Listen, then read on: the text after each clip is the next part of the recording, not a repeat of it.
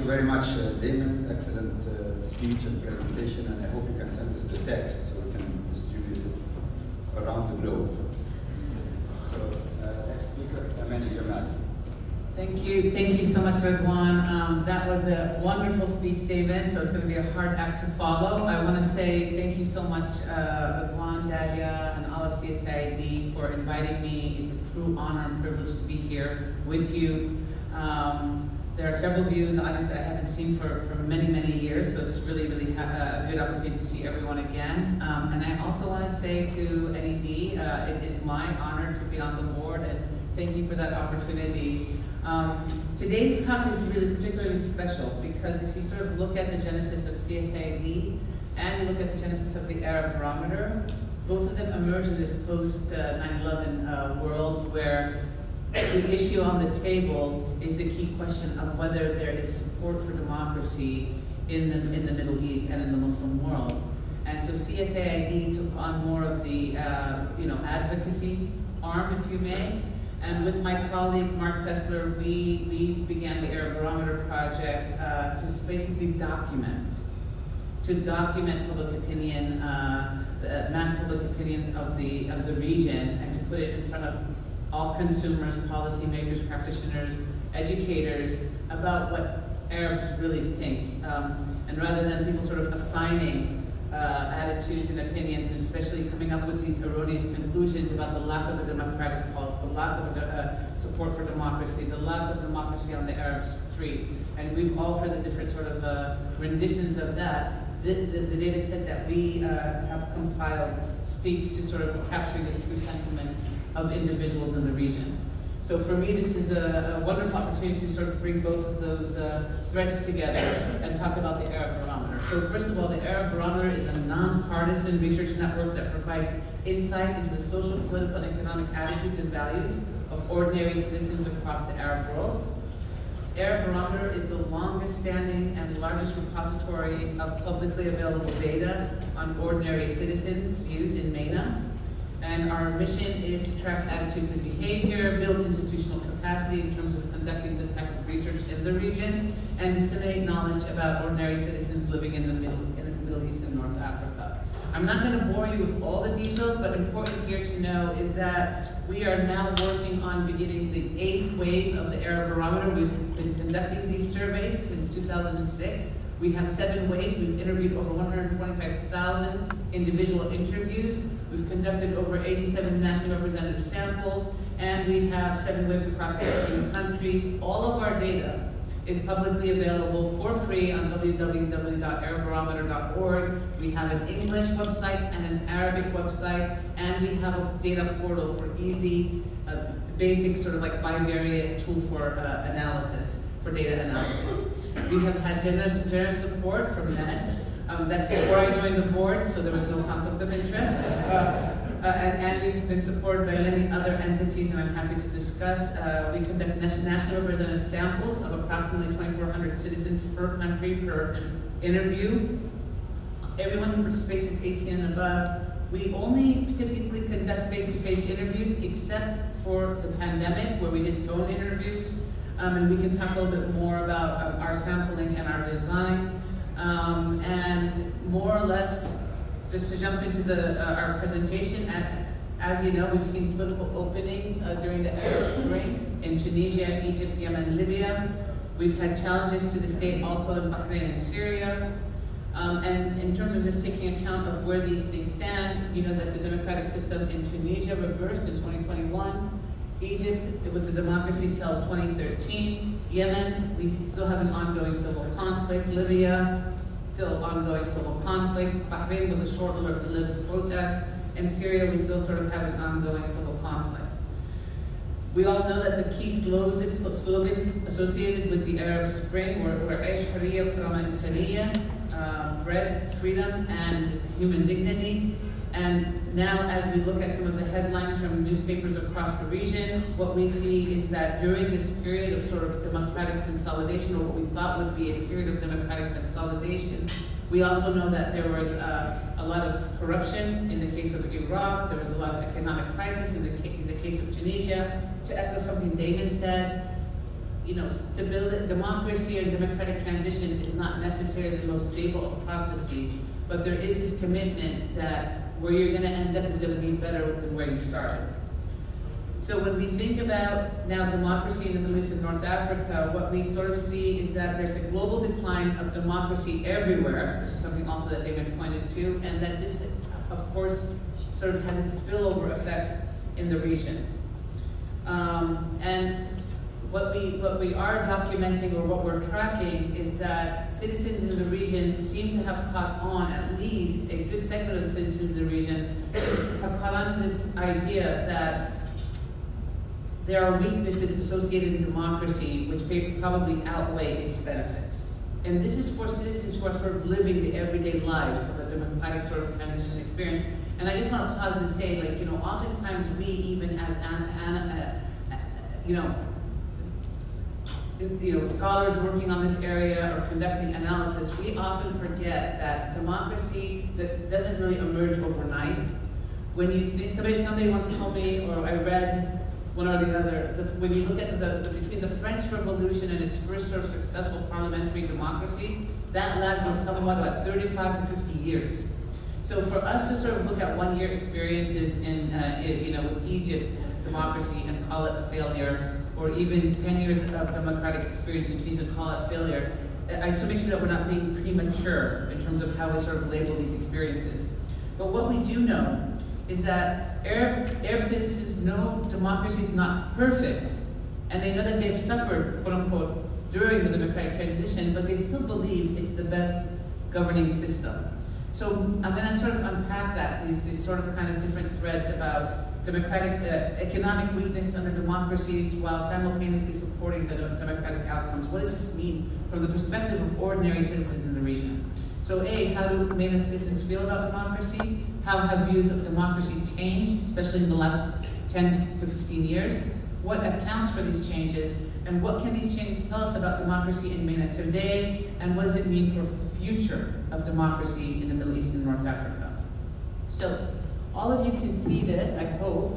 So, and I just want to call your attention to the right side of the screen. Basically, the question here is, under a democratic system, the country's economic performance is weak. Do you agree or strongly agree? And what you see across time, from 2006 all the way up until the wave 7, which brings us to 2022, you'll see that across almost every single country, and here we're looking at Lebanon, Tunisia, and Iraq. Tunisia, we specifically monitored Tunisia because it was sort of what we always called our poster child's democratic success story. And you'll see that the economic frustrations have only been increasing across time in the Middle East and North Africa. When we ask, democratic regimes are indecisive and full of problems, do you agree? Here we see a little bit more variation, but on average the trend is also upward. And again, this is for the country Tunisia, Lebanon, and Iraq. So again, there has been this idea of indecisiveness and instability. And when we ask, when we ask this question and we include other Arab countries, we see actually a little bit more stability in the monarchies, Jordan, Kuwait, Morocco. And then with Algeria, Libya, Palestine, and Sudan, you also see a little bit more stability. So it's really in the countries that sort of are that somewhat undergo regular electoral, contests, or at least in Tunisia, where we see that this idea of indecisiveness has taken hold in terms of a conviction. Again, this needn't be a negative thing, right? Because remember, the field of democratic contestation and political sort of mobilization in and of itself is can be a messy experience. We all know that electoral cycles are not necessarily very smooth to begin with. So there are some unchanging views of democracy. When we ask the question of democratic systems may have problems, yet they are better than any other system, here is where we see more or less remarkable stability. We see some decline in Lebanon. Again, Lebanon has had its own other economic issues, but by and large, we have almost 70% plus in each of the countries, even the ones that are economically struggling, believing in democracy. When we ask, and similarly, you see this in the monarchies, and you see this in the countries that have had a little bit more instability. So there is great support for democracy despite. And so why is this important? Why is this important for us to show? Because we do believe there are these media campaigns and misinformation campaigns and disinformation campaigns that are basically targeting the region as well to convince citizens that democracy is not a perfect system, that citizens would be better off without democracy. At least the evidence here shows us that there is still a very strong commitment towards democracy. And then we asked the question of democracy is always preferable to any other kind of government, and the percent saying that, as I get older, and the percent saying that this opinion is closest to their opinion also is remarkably stable. So again, this is evidence that the citizens in the region do support this idea of democracy. We see that this is pretty much stable in Jordan and Morocco. Kuwait tends to drop in and out only for the reason that we can't ask all the questions in Kuwait. We can talk about that later. And then similarly, the only country where we see the decline is Libya here. But remember, Libya is undergoing a very unique set of specifics or circumstances right now. So what accounts for the changing views, at least the views linked to the economic performance of democracy? Here's where we think that there is some influence in terms of how people are perceiving the suitability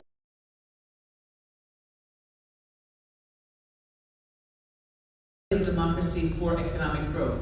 There is influence from autocracies like China, Russia, and Saudi Arabia in terms of thinking about countries that are doing quote unquote, or at least we're doing better economically, and who have basically embraced this idea of autocracy, or what we call autocracy centered around the middle class and allowing for middle class growth and development.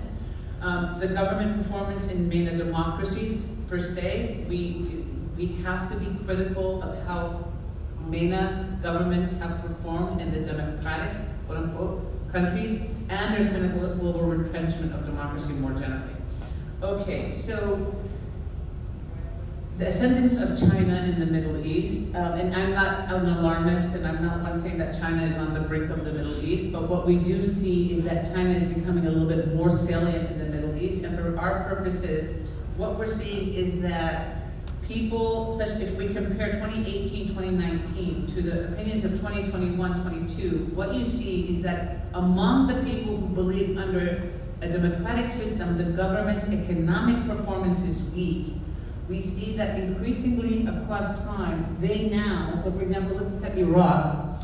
Iraq, of the people who believe that under a democratic system, the country's economic performance is weak, only 52% of that group wanted stronger relations with China in 2018, 2019. In 2021, 22, about 77% wanted, 77% want closer ties to China. So it seems that those who believe that democracy is weak on the economy, we're seeing this pivot, if you may, towards China. And that's problematic, because if you look at the average GDP per capita in a country like China, in 2000, the average GDP per capita in China was $1,000 per household. By 2020, it had reached $12,000. So that's been like a 12-fold increase. So then it sort of reinforces this idea that there can be great economic development and prosperity to families under autocracy. And to Damon's point, on the democracy side, we know that there is a very strong correlation between democratic growth and development and, and economic performance. So the China model is a challenge to that correlation. And if it's broadcast through what basically subtle messages and misinformation campaigns as a suitable model that can replace the messiness of democracy with economic prosperity, then this becomes a challenge. So, and we see that across the board, in almost every single country, there's a desire for stronger ties to China among people who believe that democracy's economic performance is weak.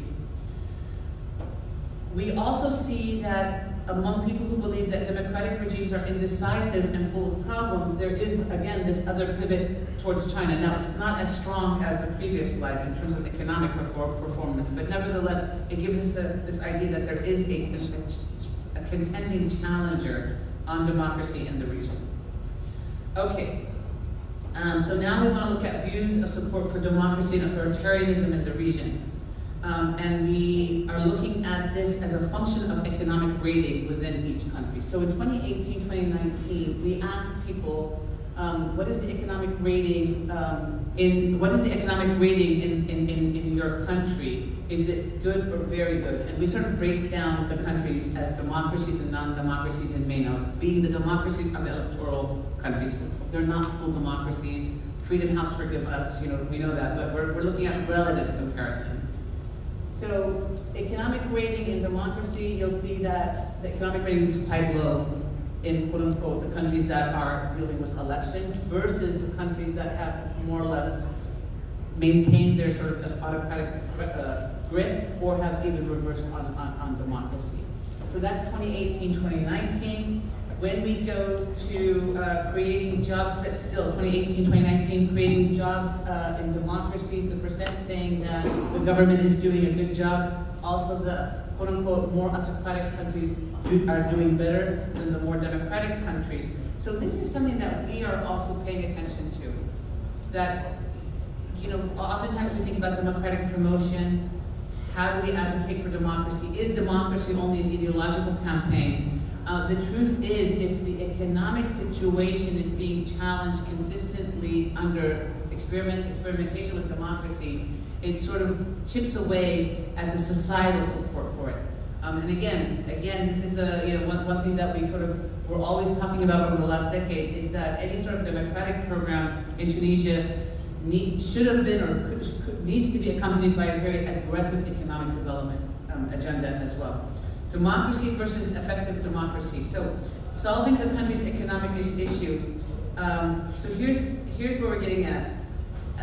More of these sort of personalistic regimes. As long as a government can solve our country's economic problems, it does not matter what kind of government we have. The percent saying they strongly agree or disagree. So you'll see that on this side, and this is from the most recent wave 7, we have vast majorities of citizens. So remember, the citizens believe in democracy, but when you ask them about economic performance, you'll see that the vast majority of citizens say, if we can get a government to solve our economic problems, we really don't care what government we have. So Iraq now is close to 80%. Remember, like all our democratizers, Iraq, Tunisia, and then Lebanon. But the two top are Iraq and Tunisia. Close to 80% will say that this matters. And then when we break it down between folks who can cover their monthly expenses and those who cannot, we're not seeing much difference. So in other words, it's not just the poor people who are frustrated. Your middle class is frustrated, your affluent classes are frustrated as well. And I'm happy to come back and sort of talk about this in Q&A. And so this question is, as long as the government can maintain order and stability, it does not matter whether it is democratic or autocratic. Again, Libya, Iraq, Mauritania, Lebanon, Jordan, you'll see majorities in all citizens who will say that, who will say they agree. And then we sort of break this down again by age group. We also are concerned about, we want to see how the youth saw this question versus older generations. And again, we're not seeing the big difference. This is not really driven by an old generation that's more sort of populist or more sort of social contract oriented from the Pan-Arab days. The youth tend to sort of would like to see more stability as well. And this country needs a leader who can bend the rules if necessary to get things done. Versus, again, we see a lot of support for this statement as well. And then we also break it down by those with a secondary education, above secondary education, and below secondary education to see this is a function of education. And again, we're not seeing, so this is what's puzzling us in the Arab Barometer. Typically things will separate on demographics, on income, on education, on age, but on these questions we're seeing sort of uniform support. Okay, Tunisia, support for the new regime. So we asked about, this is the trust in the president. This is sort of, the sort of catch-22, there is support for the new president, at least in our last survey. So about 55% say they have a lot of trust in the CSID presidency and a lot of trust. So this puts us way above, yeah. This is 2021? Right. What date? This is late 2021. Late? Yes. Okay. Yeah. So this is a lot of trust. Now, what's going to be telling is what's going to come out of wave 8. We'll see if those levels of trust have fallen. And then trust in the prime minister, at least at the time, you'll see that there was majority support there. So again, there seems to have been public support for the coup. Evaluation of President CSID's decision to suspend parliament, massive support. So it's almost 90% support, and the evaluation of decision to suspend parliamentary members' immunity. Again, we saw that there was massive support. And it seems that there's economic optimism with this new presidency, this new era, at least up until the late 2021. So at the eve of the Arab Spring, right, you have about 78% of Tunisians saying that the country in the next 2 or 3 years is going to perform economically much better. That falls with each sort of wave of the Arab barometer. By 2018, only a third thought that the economy would improve. Now we're back to 61%. So again, the economic story.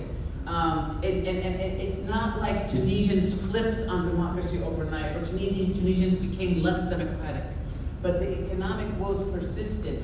And then the trust in government. So you saw like a decline in trust in government, and now you see an uptake. Tunisia views of the economy's effects on the new government. So trust in the new government, view the economy positively, view the economy negatively. So the people who trust the government a lot, the story here is that they think that the economy will improve, and that one's on democratic systems may have problems, yet they are better than other systems. Here, we don't really think that it's linked to the economy. So it's really this story here that the supporters of the regime, or who trust the regime, think that great things will happen economically. So making democracy work, how people are defining democracy.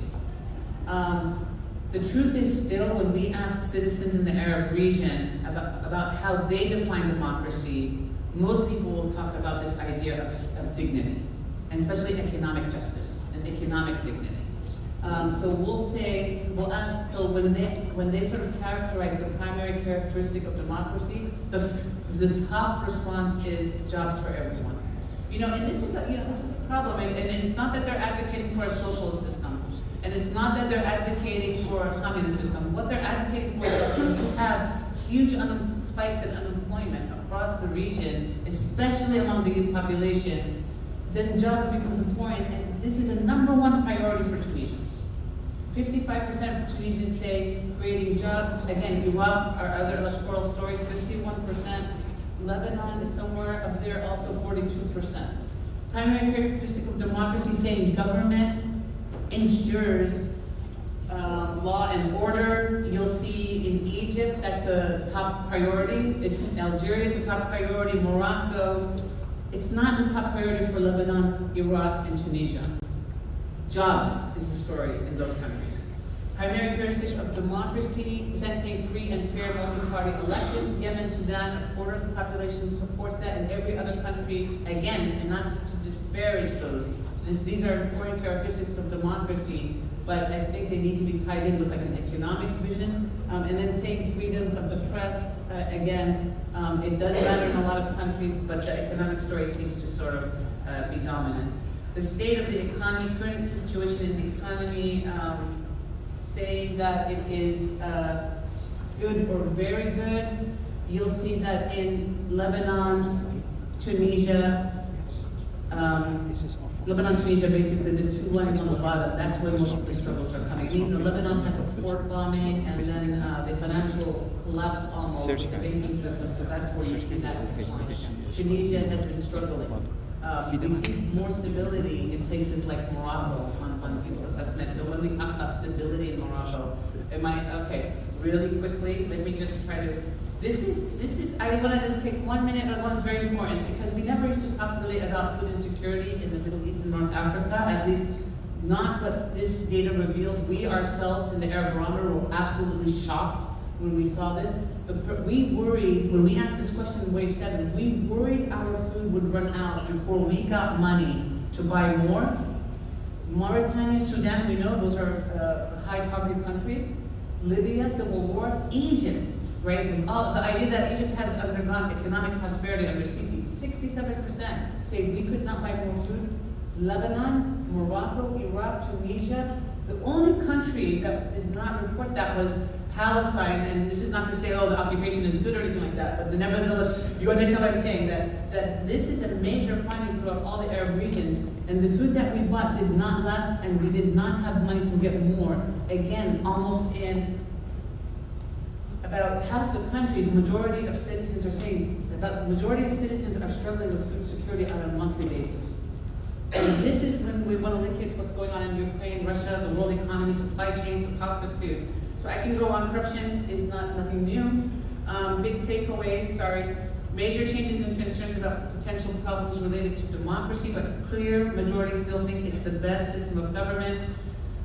Recent changes likely the result of weakness of democratic experiments in MENA and rise of authoritarian alternative models around the world. Democracy is no longer understood as a panacea. MENA citizens prefer democracy, but primarily want a system that will deliver results. And majority do not understand democracy in procedural terms, but rather substantive terms, meaning economic and political outcomes go hand in hand. And we'll have a fresh results, which will be released in 2024. So thank you very much.